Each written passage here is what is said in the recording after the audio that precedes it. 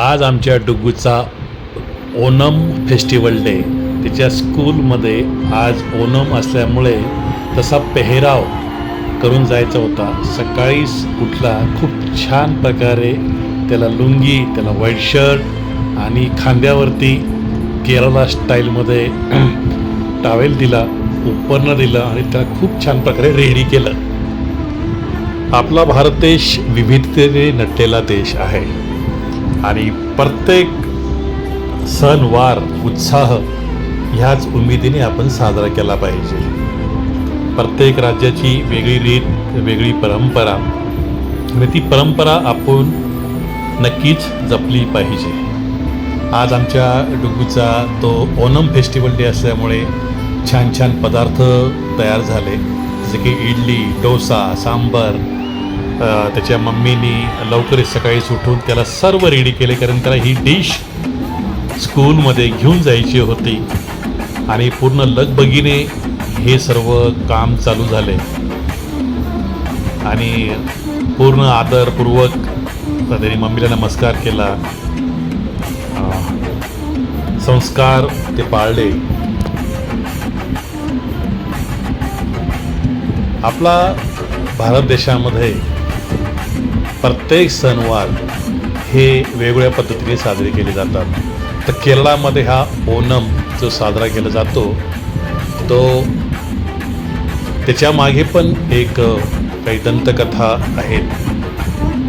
जे गणपतीचे बंधू होते कार्तिकेयन, त्यांच्याच स्मरणार्थ हा ओणम साजरा केला जातो. मोठा हा फेस्टिवल त्यांचा साजरा केला जातो. आज आमचा डुग्गू खूपच छान दिसत होता. धोतरमध्ये पहिल्यांदा त्याला धोतर नेसवलं होतं, छान प्रकारे रेडी झाला होता. त्यानंतर त्यांनी इडलीचा छान प्रकारे नाश्ता केला आणि जे काही वातावरण होतं एकदम रजनीकांत स्टाईलमध्ये होतं. अगदी एका पायावरती मांडी ठेवून तेच रजनी स्टाईलमध्ये त्याचं ती बैठक होती.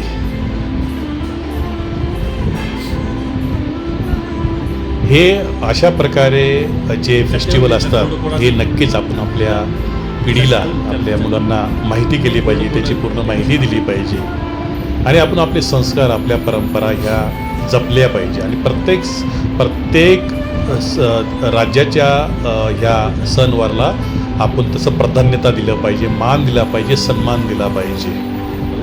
कारण हा भारत देश आपला जरी विविधता आहे, या देशामध्ये वेगळी बोली भाषा आहे, पण आपण सर्व एक आहोत ह्याच दृष्टिकोनातून दिसते आपल्या सर्वांना.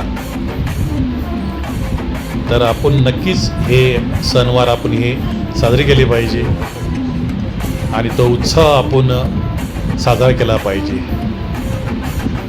आणि हे स्कूलचं पण खूप छान हे भाग असतात. जेव्हाही काही कृष्णाष्टमी असो, होळी असो, रक्षाबंधन असो, दिवाळी असो, हे प्रत्येक वेळीस हे वेगवेगळ्या प्रकारचे गेटअप, ड्रेस हे प्रदान केले जातात. आता स्कूल बस येणार आहे, केळीचे पान त्यांनी घेतलेले आहे आणि ज्यांनी त्याला हे धोतर दिलं होतं ते आमचे शेजारी बागुल भाऊ.